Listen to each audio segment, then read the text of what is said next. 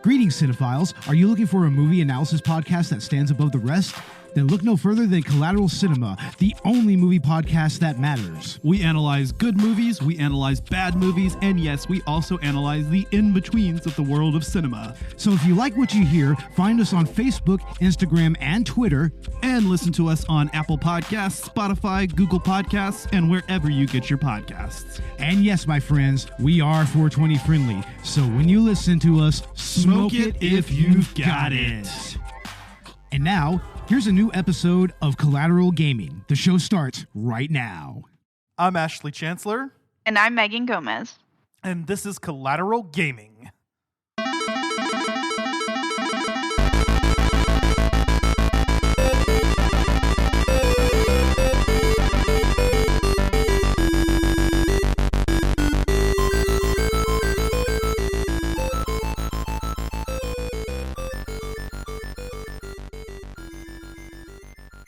Welcome to Collateral Gaming, the only video game podcast that matters, where we focus on good games, bad games, and everything else in between in the world of gaming.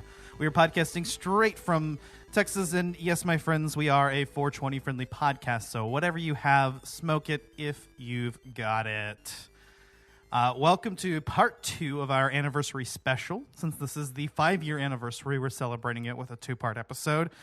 This time, harkening back to our pilot episode on Fable 3. So in part 1, we covered Fable 1. Now we're covering Fable 2.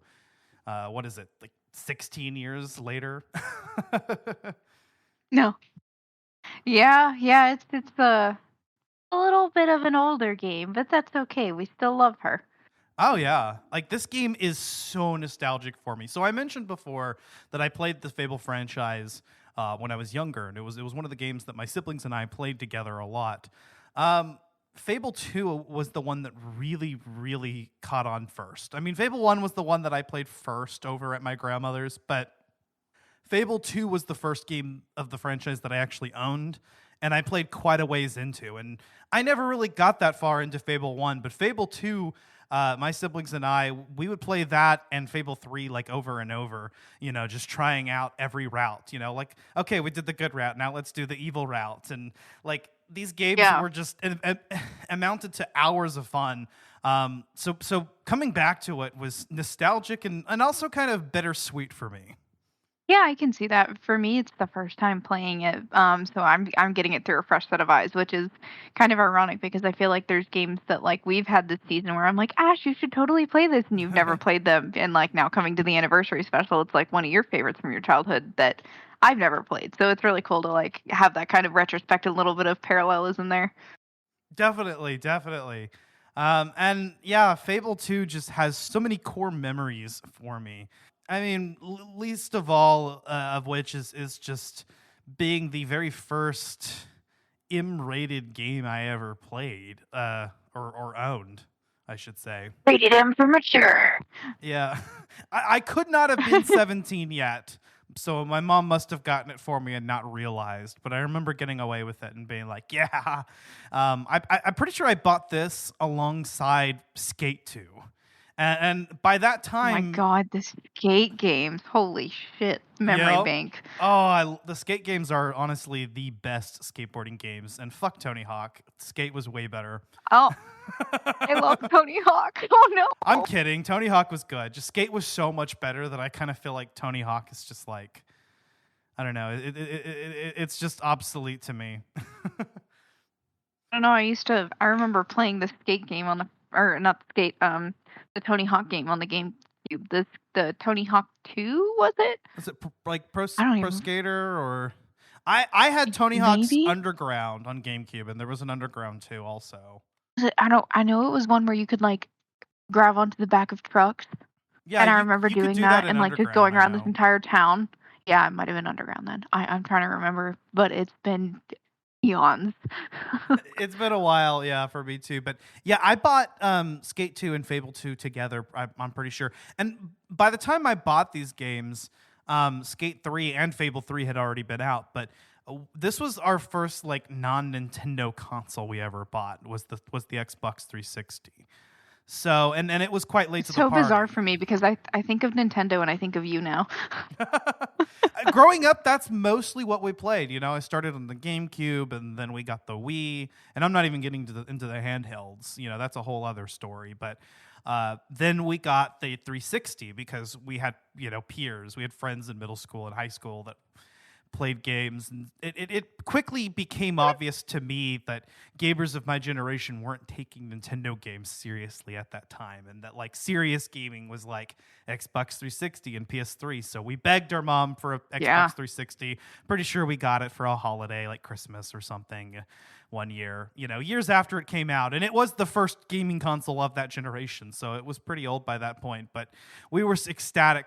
And the 360, I think, was the best choice. That's why we picked it over the PS3 at that time, because it just had such a huge library of games. Yeah, I feel like because you also had siblings, it was a little bit easier for you to have something that was like an Xbox because it was more like, I mean, at the time, you know, now it's kind of like debatable, obviously, because times have changed. But I feel like that was the most family friendly of the two. Whereas, like, I grew up on a PlayStation because it was like we like to watch the cinematics and like there wasn't as many people playing the console at the same time. So, Yeah.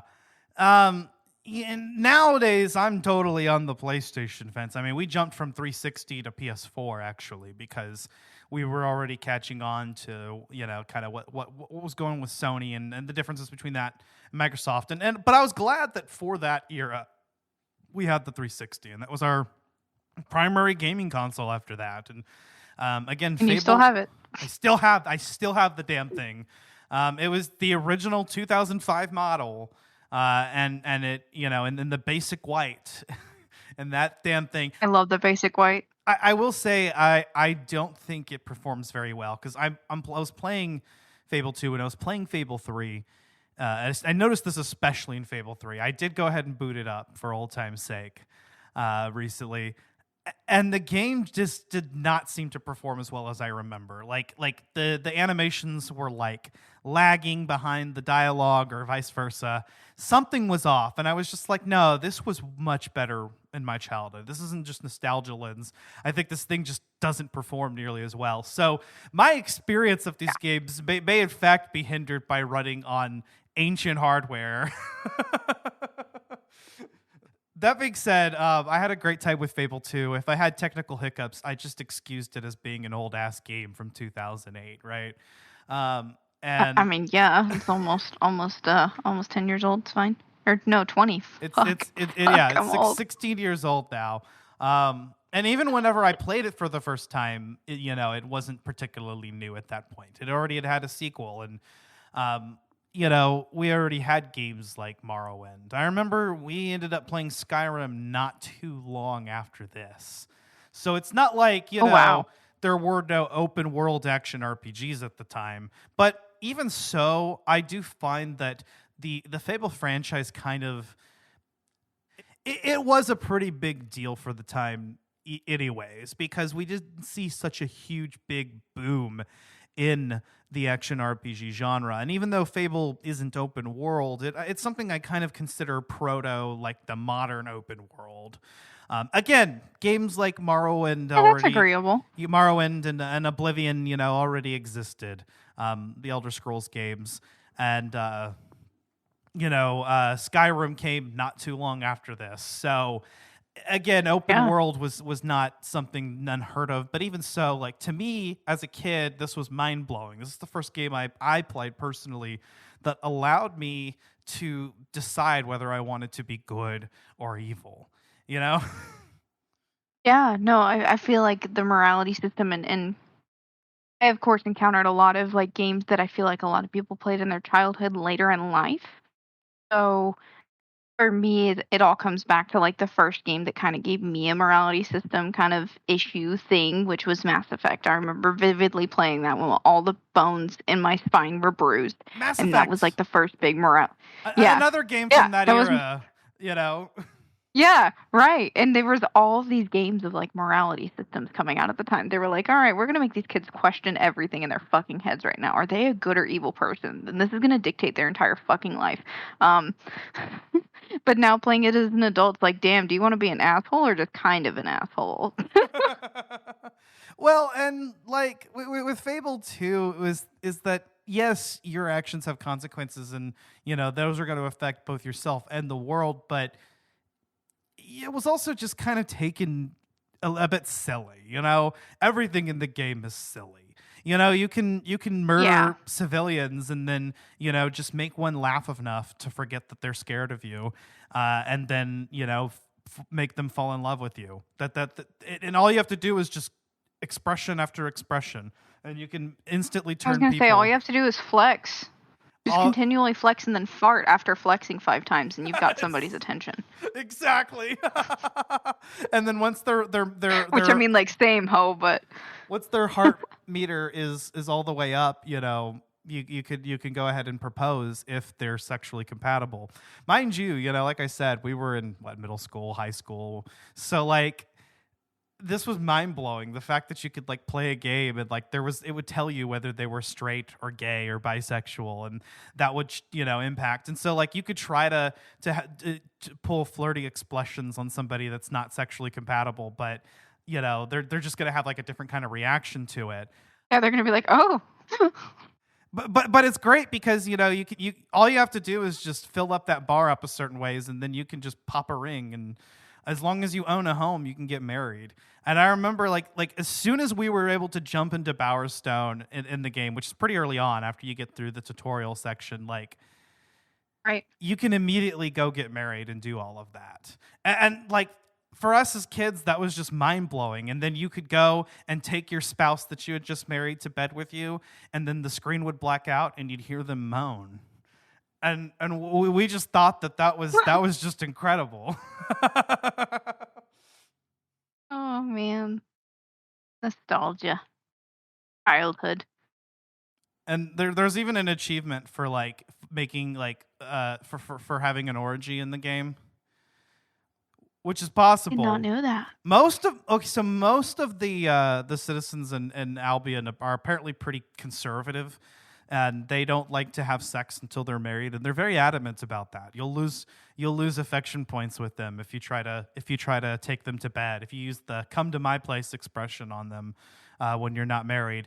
But there are a select few, the more salacious members of society. So typically, the lower class members are who have descriptions like raunchy or flirty. Those are the ones that will actually have extramarital sex with you. Okay, good to But know. yeah, but apparently most people in Albion have very traditional values. I always thought that was a bit odd. And then you can buy condoms in the game because you have to prevent Yeah. STDs, and STDs actually Right. will detract from your attractiveness, as will getting really fat. Did you know actually that drinking 5 beers is equally as evil as murder? Right? Well, and at least though this game does have different scales, so there's good and evil, and there's purity and corruption. And apparently, drinking beer is actually corrupt. In fact, eating meat is, Which is so bizarre to me. yeah. But being like going vegan is actually gives you purity points. Bo, if you're listening, I hate to admit it, but you were right. Bo is vegan? You didn't know that? No. Oh yeah.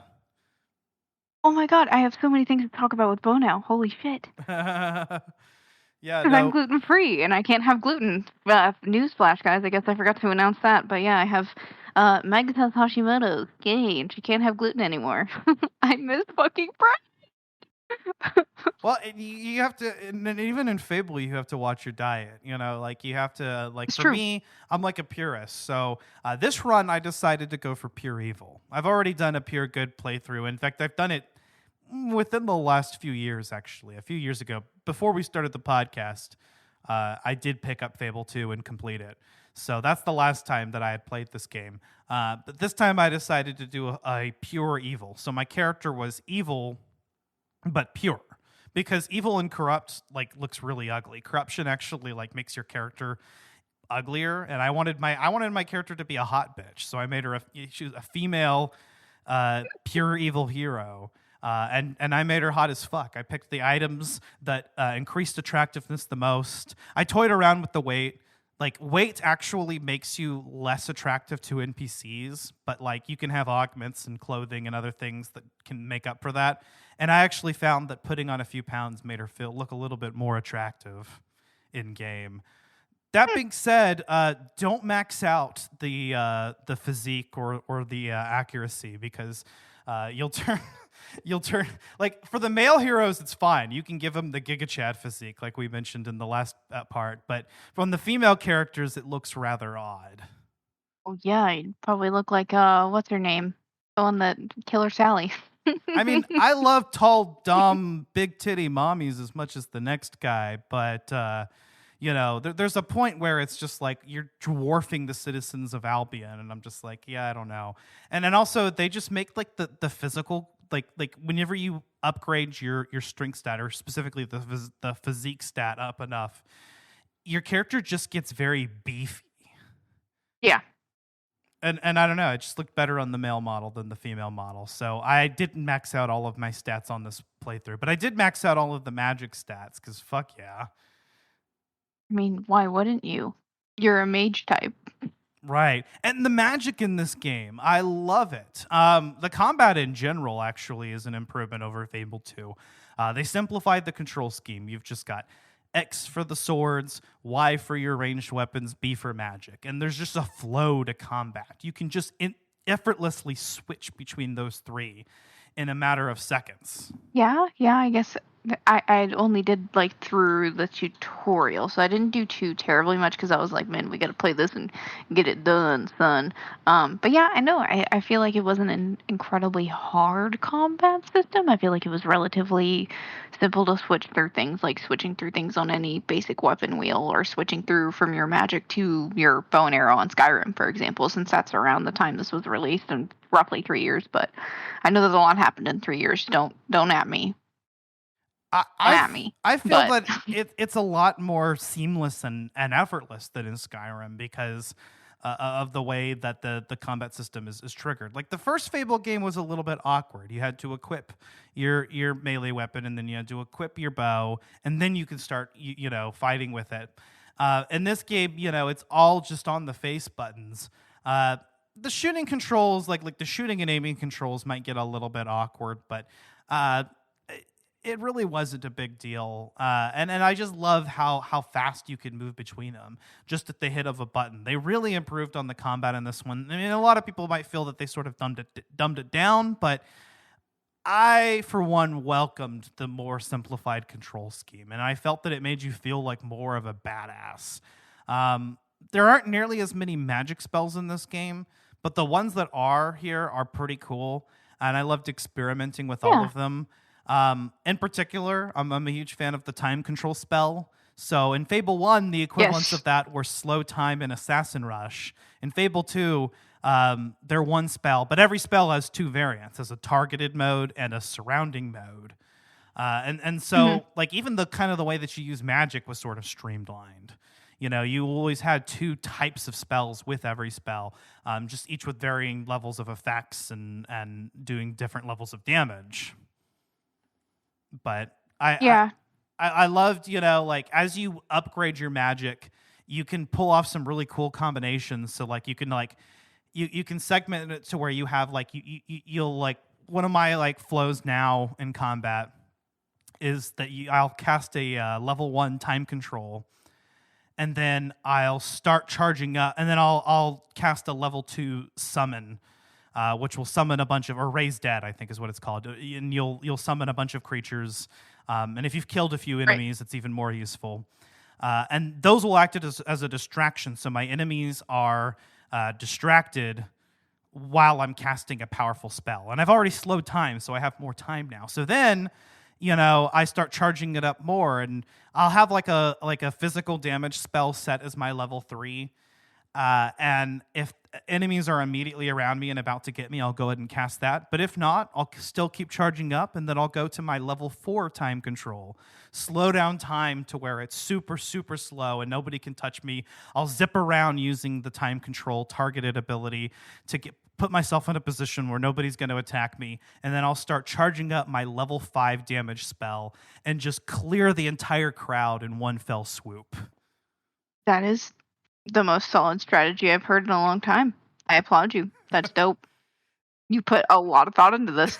I did, really, and that was what was a lot of fun about it, was just developing strategies, throughout the game. And then you can even, I would even start to add in the melee and the ranged into the mix, And so, like, what I'll do is I'll slow down time, zip behind an enemy, slash him in the back, maybe use a flourish so I can knock him on the ground before I charge a more powerful spell, or slow down time, zip over somewhere else, and then aim my gun at them and shoot their head off. Beautiful tactic, sir. Beautiful. Combat is just so fun, and you can just encounter that throughout the overworld. Not only that, but side questing. I think that Fable is actually a model for how modern games, especially action RPGs, should do side quests. This is another game that, like The Witcher 3, does a really good job of making side quests that are nearly as entertaining, or maybe even more so, than the main quest. Oh, like the jilted lover? Yeah. Yeah, exactly.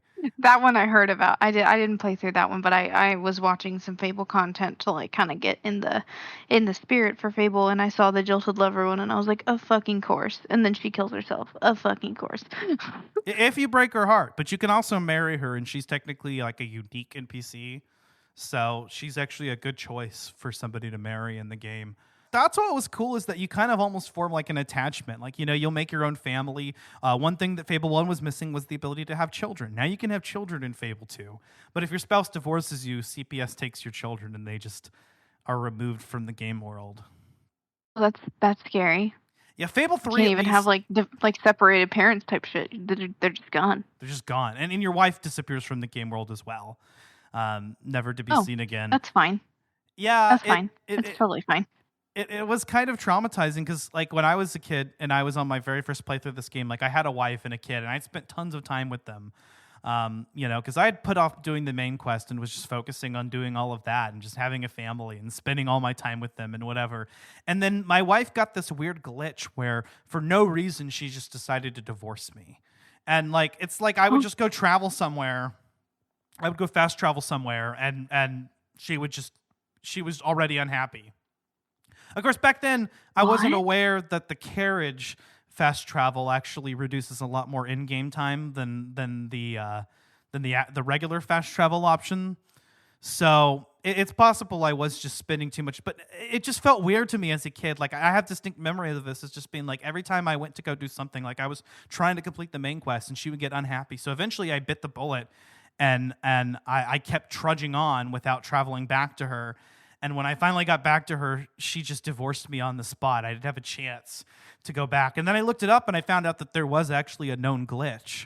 And I felt so sad. And what was weird is that the game actually treated it as if she had died. That was the telltale sign of the glitch, because she threatened to divorce me, but then I got an in-game message that she had died. And I thought that was really strange. And so I ended up having to get a whole other family. Oh, and then the Jilted Lover side quest, by the way, I didn't mean to reject her. Like, I actually decided to marry her, despite the fact that I had a spouse already at the time, and my other wife was less than pleased about that. But I managed to get good favor with her again. I decided to take Alex out with me somewhere, and she got killed by bandits, and so the quest treated it like I had rejected her. No. Yep. So yeah, that happened, and that wife was the one that would later divorce me. So maybe she did have grounds for the divorce after all. I mean, she did see me propose to Alex in the pub. I remember her NPC going, "But I'm already your wife," and I was like, "Oh shit! You just watched me do that? Listen, okay, this is just for the story. I'm just doing this for the main quest. You're still my main girl. This is literally just for the story. Like, you just didn't need to watch this happen." I'm the main character and you're part of my plot. Calmate. But yeah, and at the time I didn't know also that having multiple spouses gives you corruption points. So, Well, that's fun. but Makes sense. I mean, at the end of my Fable 3 playthrough, I remember having multiple wives, and I had one in like each town. And to keep things fair, I had one husband too in one town. Dang, Ash, you were a little hoe. Yeah. And in Fable 2, by the way, there is a side quest that triggers. If you have more than one spouse, somebody will find out about it and try to blackmail you. And you have to pay them money or they'll tell your spouses. Oh, it's fine. That's fine. Everything's fine. Casual. So the game interacts with you. It gives you like little quests to do. And there are even quests that will significantly affect the world at points. You know, like in the beginning, when the decisions that you make as a child will actually affect Bowerstone Old Town. If you gave the guard the warrants, then Bowerstone Old Town will be a nice place with a booming economy. But if you did not give him the warrants and you gave it to the Nonce instead, and why would you do that unless you're specifically going for evil? Then you can then Bowerstone Old Town is run down, and there's prostitutes everywhere, and the buildings aren't valued as highly, and yeah. Also, can we talk about the MVP of this fucking game? The dog. The dog! The best addition. The dog. Oh, the dog. You want to know what, though? I was cackling like a fucking hyena because you go up to the gate to get your powers activated for the first time, right? And the dog just lays down. I was like, bro, that's Lola. That is Lola to a fucking T. She would straight up be like, oh, that sounds like it hurts. Anyways, I'm going to go lay over here. Your constant companion. And you'll be happy to know in Fable 3 there's a dog as well. It became a staple after that. And good. It's like Fallout. I love that. Exactly. And yeah, the dog was cool because it would lead you to treasure, so you could find treasure chests that you might miss or dig spots. Fable 1, there was no indication of where you could dig somewhere. You either had to get a note that told you, or you had to just kind of decide to dig somewhere. But Fable 2, your dog leads you to dig spots and also to treasure. And also you can teach your dog tricks that they'll do while you're performing expressions. Yes, the dog is so fucking cute. That's just my favorite thing ever about this game. Like, I started playing and then I was like, what is this? Is this dog just following around? And then like you go through the sequence of, like, oh, he grows up and oh, your companion that has never left your side. And I'm like, I love the dog. Oh. Alan's like, are you good? I'm like, they still have the dog. The dog that follows you through at least 20 years. Like, how old is that fucking dog? The dog does not age. Don't worry about it. It's fine. Because it's 10 years from childhood to the main quest, and then it's 10 years in the Spire. Because like the first game, I mean, it actually follows the structure quite a bit here. You've got the little childhood section where you got to collect 5 gold pieces. Yeah. Decisions that you make will affect the world later on. And then later on, there's a prison sequence. But this time you spend 10 years in the Spire. And you have the decision to obey your orders and be like humiliated and shit, and they take everything from you. Your character, regardless of gender, gets shaved and gets put in like these prison guard clothes, and you can't use your weapons or any magic. And you can either choose to obey or you can choose to defy them, and they'll literally zap experience points from you for disobeying. That's fucking terrifying. Yeah. But you can decide. It's fine. Everything is fine. Am I going to play this the cool route and take all the abuse and willingly allow prisoners to starve as I'm being forced to do in order to and kill my one friend in this place in order to keep the plan alive and infiltrate this place and get what I need? Or am I just going to defy against all odds, even at a cost in game to me? The morality in the fucking game, bro. It is, yeah. There are several points, and what's cool is that if you have a family already before you go to the Spire, you can you'll get it in game. Characters will ask you if you want to visit your family one more time before you leave, and they'll reference the fact.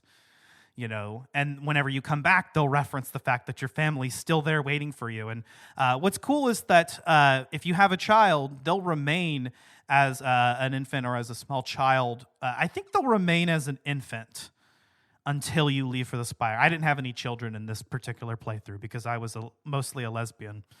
I love that for you. Yeah, I fucked other dudes in game, but I mostly only married women. And then I would sacrifice them, except for Lady Grey, because you can resurrect Lady Grey, and you can marry her again. It's very Ash-coded of you. Exactly. Hell yeah. Also, can I just mention the fact that I love, like, all of the guys in the podcast? Like, I'm shouting out Dan really quick because I saw earlier this week that he was, like, obsessed because he went to go see Sabrina Carpenter, I think, or it was Olivia Rodrigo, and he was obsessed. He was like, this woman is a queen. And then we jump onto this podcast, and you're like, yeah, no, I was a lesbian. It's fine. Like, I just love this energy. I just needed this energy in my life. I'm just here for this. Hell yeah. I forgot where I was even going with that, but yeah, okay, so you leave for the Spire, your family's there waiting for you, and then when you come back, your child you'll have a small child who will run up to you and be like, "Daddy," or "Mommy," and this game really pulls at your heartstrings too, because if you choose to have a family, there's another event that will trigger on your family that waited for you for 10 years, and already went through hardship. At the very end of the game, Lucian will kill them if you happen to have a family at that point.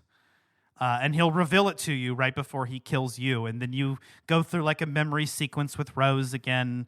And then you pull out a music box and you kill Lucian, or Reaver does it for you.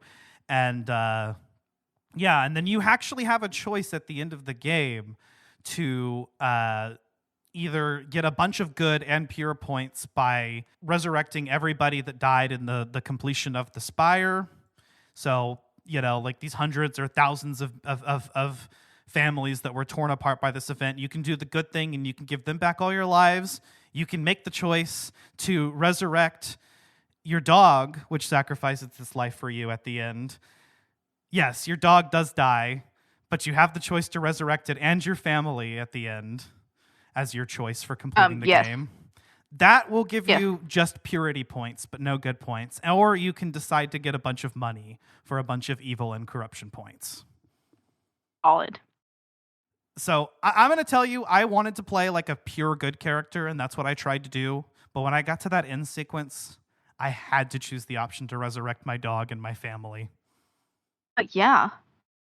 Like there was just it was too much for me. And I remember Hammer in game has a comment about it. She's like, that's not the choice I would have thought you would have made. And Teresa's like, well, that's the choice he made, so he'll have to live with it. And like, but I had to, that was the decision. And in this playthrough, I made the same one because I wanted my character to be evil and pure and not evil and corrupt. So getting a bunch of money all at once was not her MO.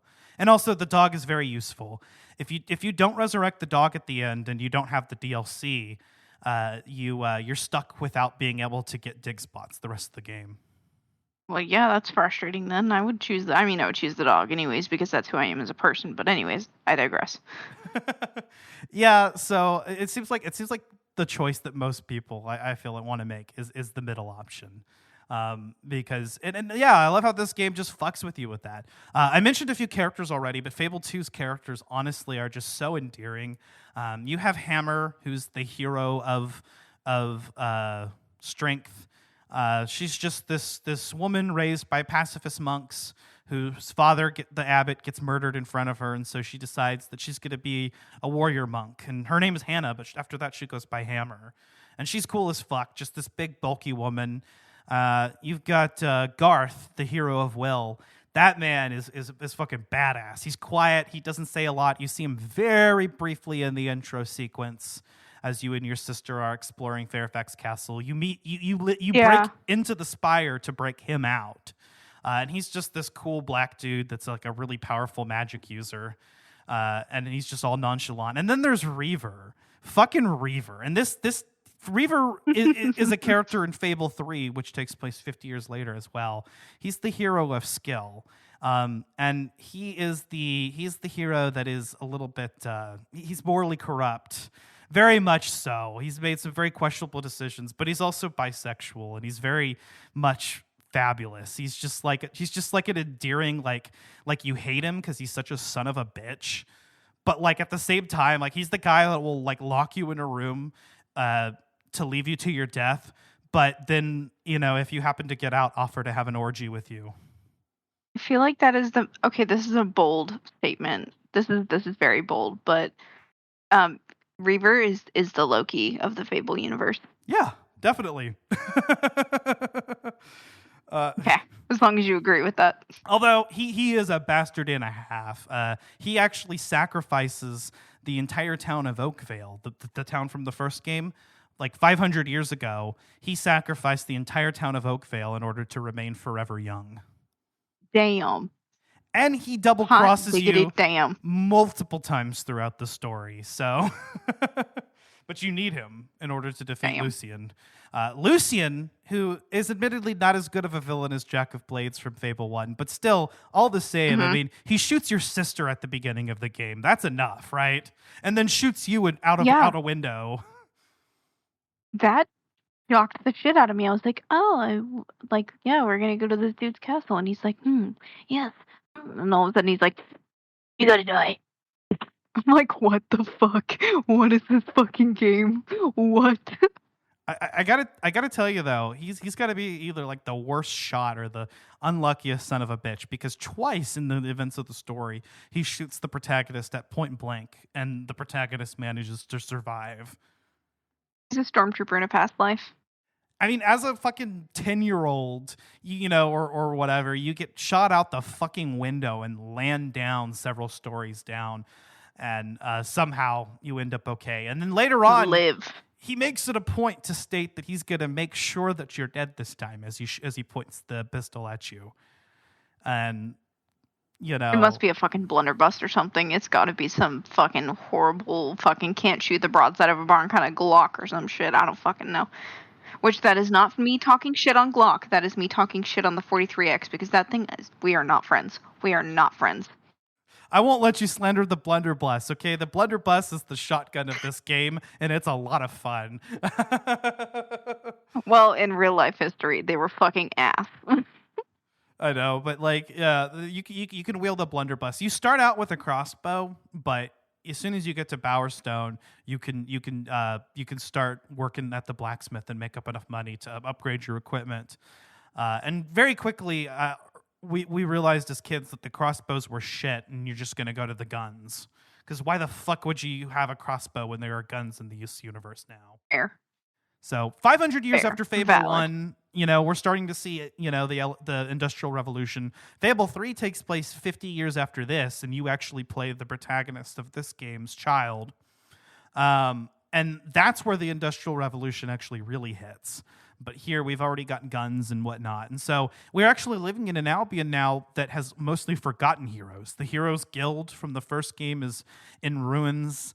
You know, it's just like this little island in the middle of Bower Lake, and there hasn't been a hero in 500 years, but your character is a descendant of the hero of Oakvale from the first game, and the first hero in, you know, centuries to exist, and you've been awakened because of this traumatic experience that happened as a child, and your decisions are going to impact the world. Fine, everything is fine. Everything is reliant on this one small child until he becomes un man.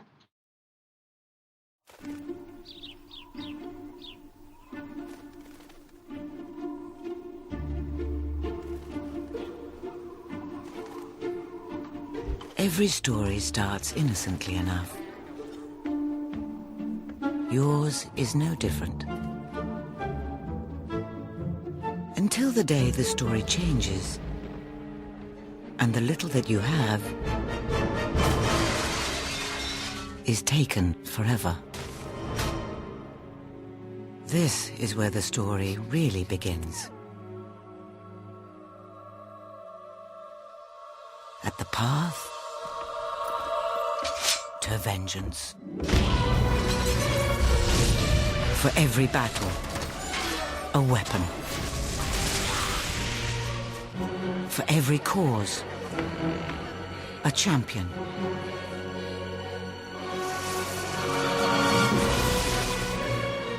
For every soul, a price.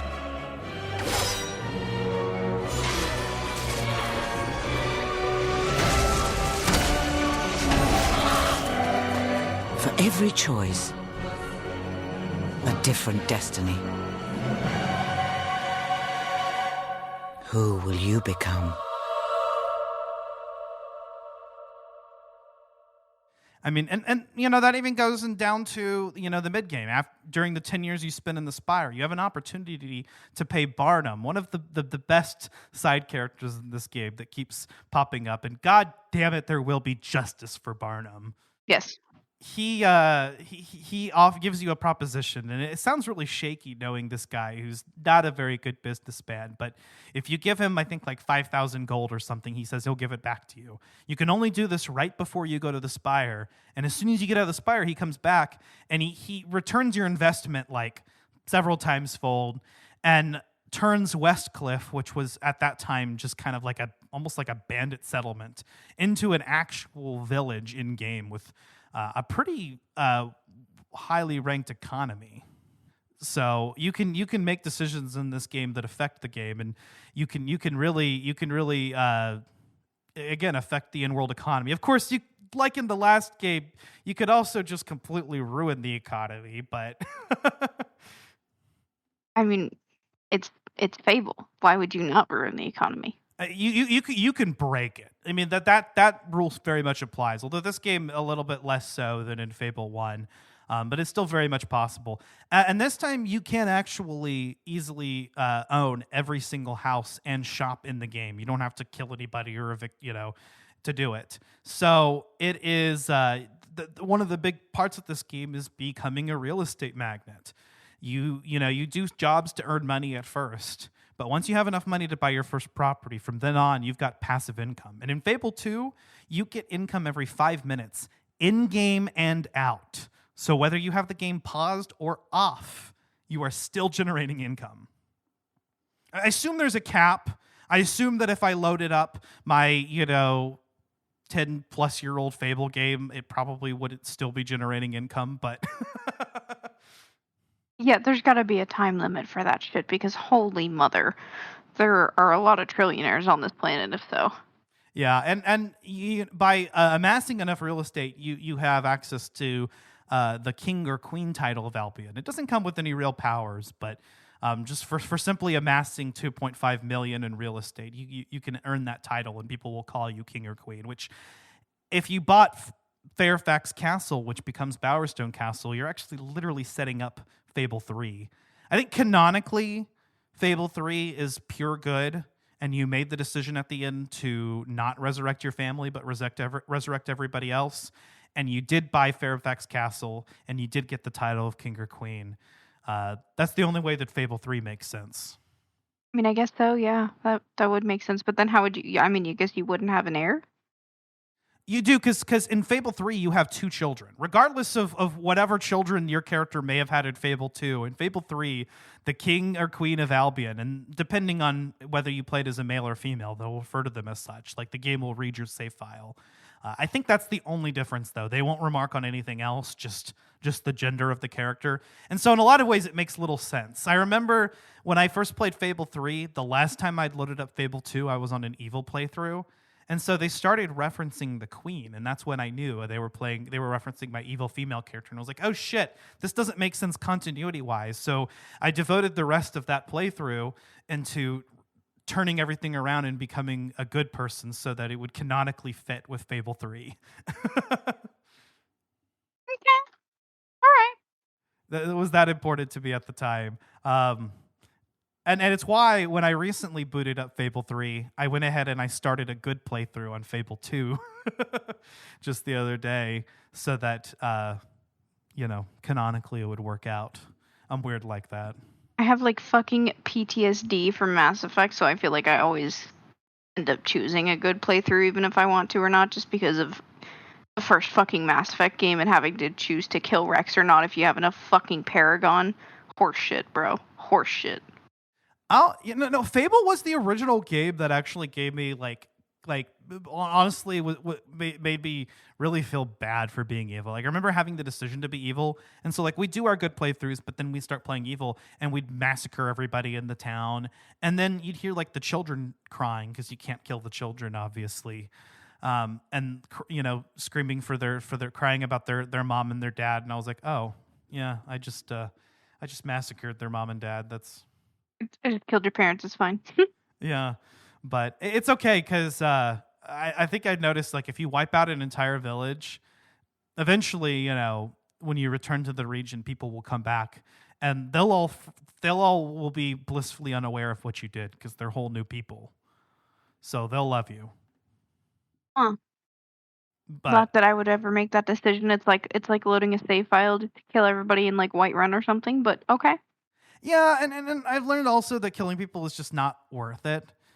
Much like in Skyrim, right? Because, like, first of all, like, you'll have the bells after you, and, like, the guards will not stop. Eventually, like, they'll keep responding. So eventually you have to decide to do community service, which is, makes an additional quest on your map where you have to go to this place and kill a few things and come back, or pay money. So not only that, but killing enough people will actually, like, degrade the economy in-game, and honestly, that's not a good thing because then you can't buy good items from vendors because they can only sell like 1 or 2 star items because you killed everybody. That's valid. That's a very valid point.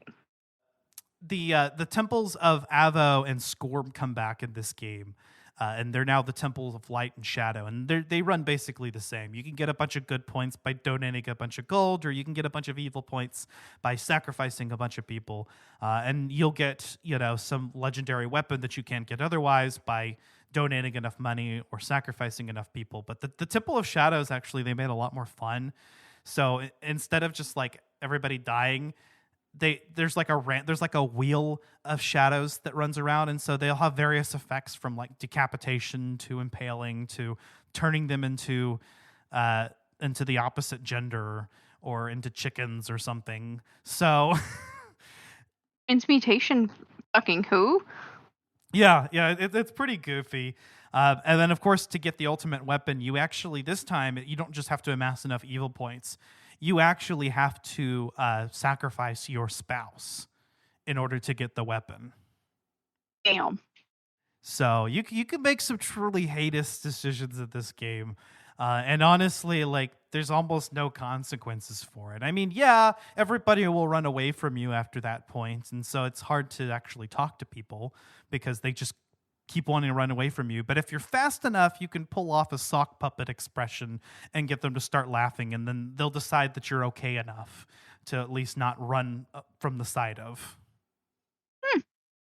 So, the citizens of Albion are easily swayed. Easily amused, yeah.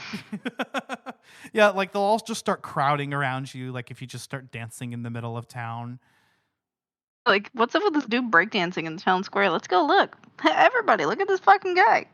And my favorite part is you can start hitting on somebody, and somebody else who's like sexually compatible with you will still love it and fall in love with you. And so like I'll go to every town and there's like 5 villagers following me around being like, it would be great if you got me a ring. A ring would look quite nice on my finger. And I'm like, dude, I've never even talked to you. What the fuck? Ash is a player, y'all. He just didn't want to tell you. It's not my fault they all crowd around me and gain love points because I started pulling out a loot, okay? It's not my fault they all love me. But yeah, Fable 2 was just so much fun just because of the variety of things you can do. I found myself once again losing hours of my life, not even progressing the big story, just amassing money, becoming a real estate magnate, and breaking hearts and making people fall in love with me and sacrificing them, and it was just a great experience. Yeah, I feel like it was a good amount of nostalgia, like for somebody that has played. For me personally, it was a new experience, and I definitely am going to continue to play after the podcast, but wanted to make sure I got something in. So, I only got through the tutorial sequence, but I feel like it was like a really good, like, kind of basic, like, palate cleanser type of game that was, like, fun to play and still, like, a good enough game to, like, want to return back to and something that I'll continue to look forward to playing. Yeah, and like I feel like it does a good job of padding itself out. Like I mentioned, the way that it does side quests is a model that I think modern games even should use. And if the new Fable reboot manages to pull it off, and I hope that what they do is they literally just take this and turn it into like true open world, because even the structure of this game works phenomenally well. You can't just rush through the story. I mean, if you go as fast as you possibly can, I think you can complete this in under 10 hours. But throughout the story, you'll hit snag points where before you can move on, you have to gain enough renown by completing quests. And so the game will actually come to a still and force you to take on side quests before you can progress through the story. And every time you gain a quest, you gain a little bit more renown. And so it's a good way of actually, kind of forcing the player to check this out, because like I mentioned, some of the side quests are enormously entertaining. And it's cool that you even get different side quests based on different decisions you make. Again, if you decide to become a bigamist, somebody will try to blackmail you. If you have a kid and they manage to survive the end of the game, i.e. you chose to resurrect them, you'll meet your kid as an adult after the main quest is done, and you'll have to go fight monsters alongside them at the end, which is kind of cool. A very Witcher of them. Yeah. And supposedly the events of the game take place over some, number of years. I mean, I the way I kind of see it is the points at which the game asks you to gain enough renown to progress are points where like a number of years can pass by. Those are the natural points in the game where you might choose to start a family or whatnot. But because I remember, like, it's not like Fable 1 where, like, every time you upgraded ability, you age a year, which was dumb. But I know that there is some in-game counter. I know that it doesn't develop time as quickly, like, until you get to the Spire, and then 10 years later will pass, and then it starts adding years on. But I know, like, my spouse will occasionally, like, comment to me, like, we've been married for so many years. And I'm like, wait, really? Because as far as I'm concerned, we've been married for a few hours. Right. You mean 3 hours, ma'am? I don't know how time works in this game, but it does progress in a way that doesn't even match like the in-game day-night cycle, but whatever. There's some things about Fable that are broken, and that's totally okay. That's the thing, is it doesn't take itself seriously. I mean, you could eat fucking crunchy chicks in order to gain evil points. To gain access to the Temple of Shadows, you have to eat like 5 or 10 crunchy chicks in front of them. Live baby chickens. I don't like that. The game just reacts to it. It's just like a humorous moment. That's what I love about it. I mentioned this in the last one, but Fable has kind of like this boyish charm, or very, very much British humor. I think is a big part of it. And growing up playing these games was just, it kind of almost influenced me in some ways. That's fair. I feel like it was definitely a big moment in your childhood for sure. Yeah. And then, of course, there's the co-op. Like I mentioned, so many memories of playing this game with my brother and my sister. Which to me now is kind of bittersweet, but we would jump in and like in Fable 2 the co-op isn't as good as in Fable 3, so like somebody can jump in and fight alongside you, but like people don't really react to them in game and they can't buy anything or really do much. Fable 3 expanded on it a lot. You can actually like marry other players and form business partnerships with them and things like that. But even so, it was really cool that they managed to take a single player story driven game and just add co-op to it. And so somebody could join alongside you, and they wouldn't get to carry over the stats from their character or anything, but they could, choose from one of a few preset options. And I think like their abilities transferred over or something, and fight alongside you. Did you get to try out the co-op? No, we didn't actually. I was talking to Alan about that the other day, though, and I was like, we should totally do that. He was like, I guess. Okay. You should try it. It's fun. Like, it really is. And, like, you actually get the achievements just for being with somebody whenever they do something, too, so. Yeah, we'll definitely have to do that then. But it's not like anybody, like, in-game actually, like, acknowledges the existence of the other character. It's kind of weird. Oh, it's just like Beyond Two Souls. Then it's just your ghost. Yeah. So it's like, I think like in game, like the way they explain it is it's a character from another world who's just visiting.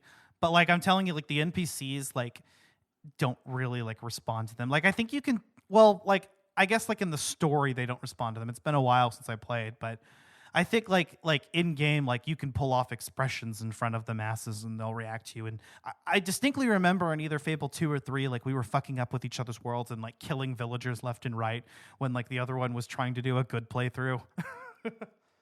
Oh my god. Yep, fun times. Fucking up the in-world economy for each other. I'm just gonna come out and say it. That sounds like something Dakota would do. Anyways, moving on. Well fucking said. But I guess we'll go ahead and get into our final thoughts here, starting with you, Megan. Yeah, final thoughts is so like I said earlier, I only played through the tutorial sequence, so I didn't play too terribly much of the game. But from what I did play, I did enjoy it. I love the fact that you had a dog companion. That was very, very fun for me. I'm a big, as y'all know, dog person. My dog has her own freaking Instagram because I'm one of those fucking zillennials. It's fine, it's casual. And I just thought it was a good way to dive into nostalgia in a new way because I feel like for me, nostalgia hits a little bit different than other people. Especially like I know we kind of talked about childhoods a little bit, and this kind of ties into my final thought here. I feel like I had like different different settings and backgrounds like than like you and your siblings, for example. And I feel like it was a way to like see into a childhood that I didn't quite have and see how it could have like affected people and how people talk about it. Because like shout out Sky, she's probably gonna listen to this. She's a friend of mine out here.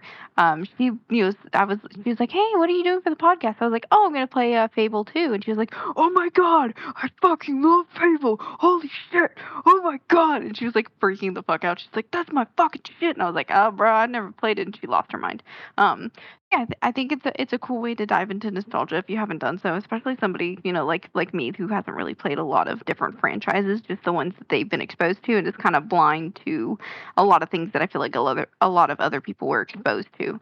I feel like the gameplay was really good. I liked all of the lore. I liked the system. I like the combat. I like the general like story and dialogue and kind of like the sense of like the game actually pulling you in instead of just being like, oh, I gotta go do fucking 30 side quests. Like it's like, oh no, I have to do the side quest or like this person's gonna be really sad and kill themselves. It's fine. It's casual. Yeah, yeah, exactly.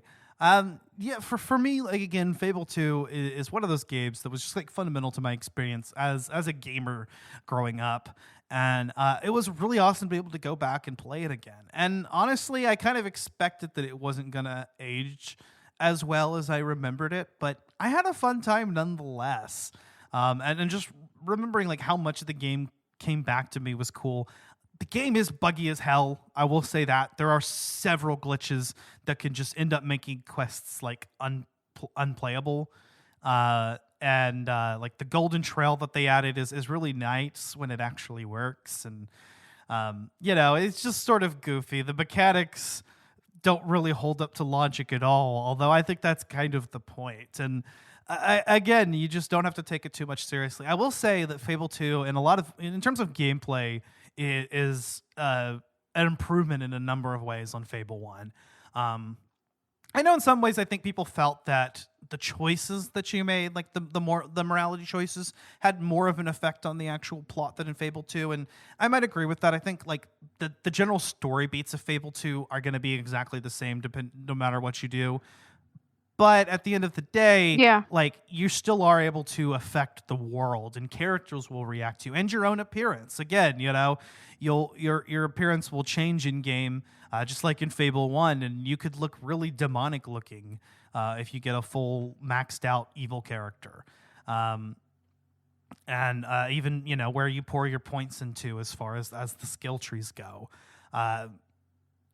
This franchise is really near and dear to my heart, and it was actually really, really nice to be able to jump back in. So I'm actually really excited for the 10-year anniversary. We're going to jump back into Fable 3, so that's probably the next time I'll actually play that game. It'll be really interesting to kind of compare it then. But God, I 5 years from now. That's crazy. 5 years from now. Yep. Good But lord. yeah, I gotta say, I think I enjoy Fable 2 more than Fable 1. I think I enjoyed the story more too. And I know that the Fable 1 story does get really good the deeper in you go. I think last time I might have said something to the effect of that it was sort of basic. In some ways, yeah, but some of the beats were pretty interesting. But to me, Fable 2 story always gripped me a little bit more. It does the same thing, childhood tragedy, but for some reason, Fable 2 always felt a little bit more personal. And then again, at the end of the game, it really fucks with you. If you decided to have a family and managed to keep them happy till the end of the game, and, the same family that waited for you for 10 years at the Spire, Lucian just fucking kills them. It doesn't matter if you get the special house that's safe from everybody else by proposing to your wife in front of the demon door, or whether you have her in fucking Fairfax well, you can't get Fairfax Castle at that point, but anyway, it doesn't matter. Or if you have Lady Grey, even, who supposedly in game is undead, Lucian will kill your family, and he even mentions like the spatters of blood on your house walls, and like you're like, oh no, this guy is a bastard, and then he kills your dog right in front of you. Motherfucker! Oh no. Yeah, no, that guy's gotta die. I gotta play through it just to fucking kill him. He kills your family. He tells you he's killed your family already. They're already dead, and then he kills your dog right in front of you. Your dog, who, no matter what you do to them during the game, whether you praise or abuse them, and if you abuse them, you're a evil, awful person. I don't care if you massacred anybody in the game. I don't care if you sacrificed your spouse at the Temple of Shadows. You do not abuse your dog in game, even though it gives you the option to do that. No. Absolutely not. You're going Never. on a hit list for that. Right. But FBI, open up. If you put a collar on your dog and to change his name, you could actually see briefly his stats for you, and your dog always has 100% love for you, no matter what you do for him. Oh, and he precious. And he will always sacrifice himself for you when Lucian tries to shoot you. Stop. The dog that waited. That makes me want to go hug my dog and her little Friedel feet. And he waited 10 years for you while you were at the Spire. He's a good boy. 100 out of 10 good boy. He is. And by the way, if you don't resurrect your dog at the end, there is still hope.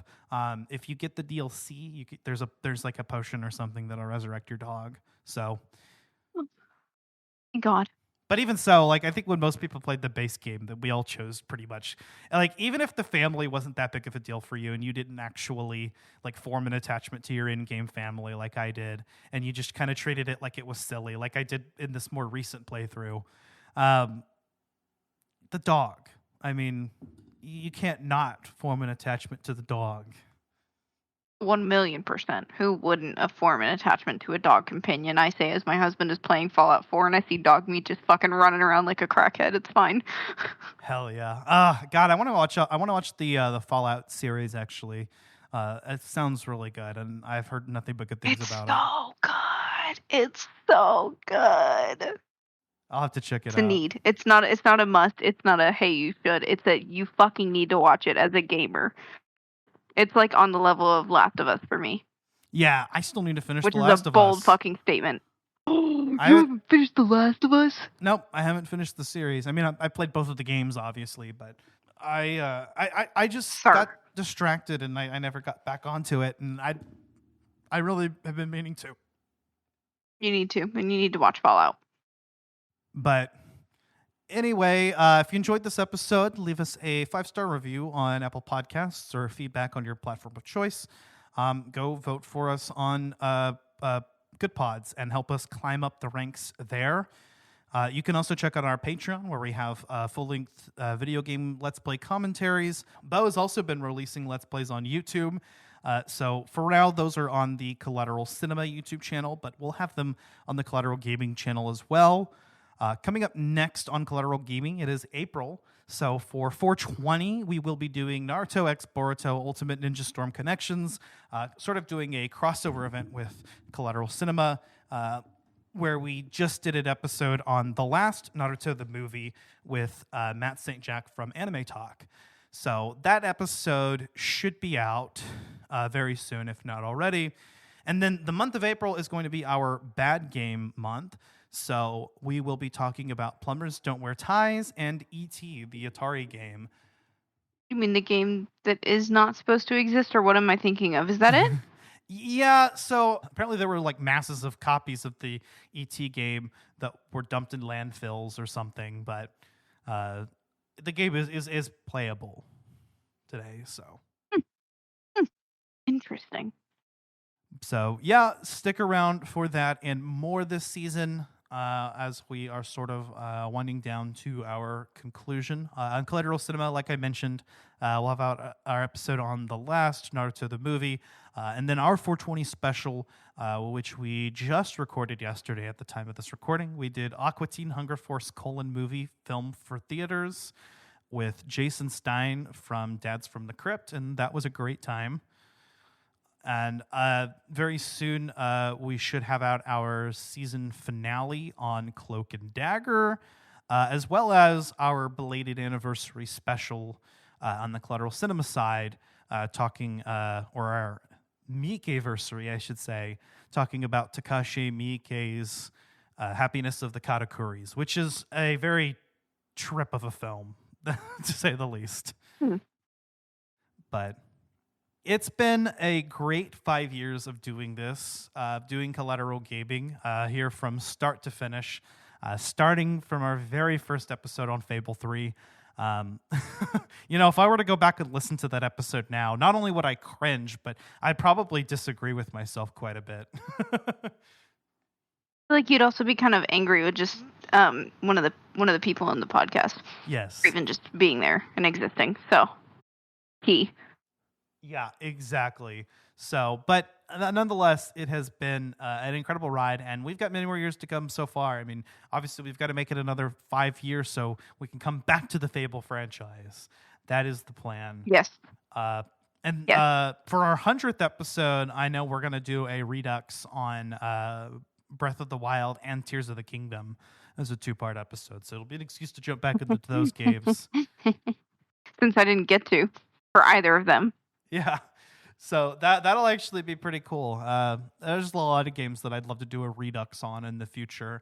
And so stay tuned for more content. We'll be getting into our Season 7 content very soon and planning that out.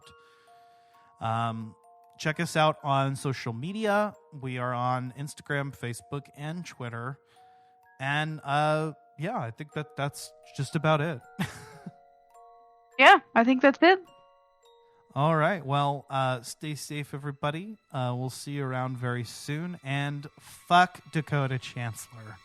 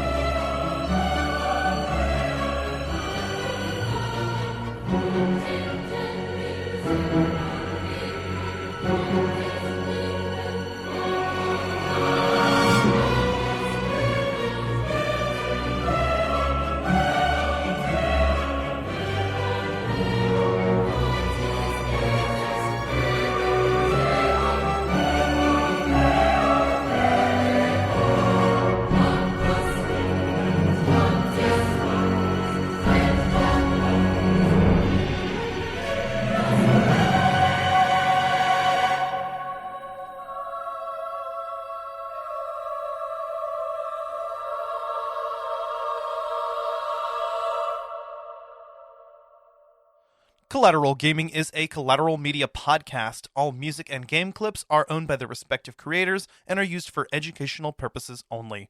Please don't sue us. We're poor.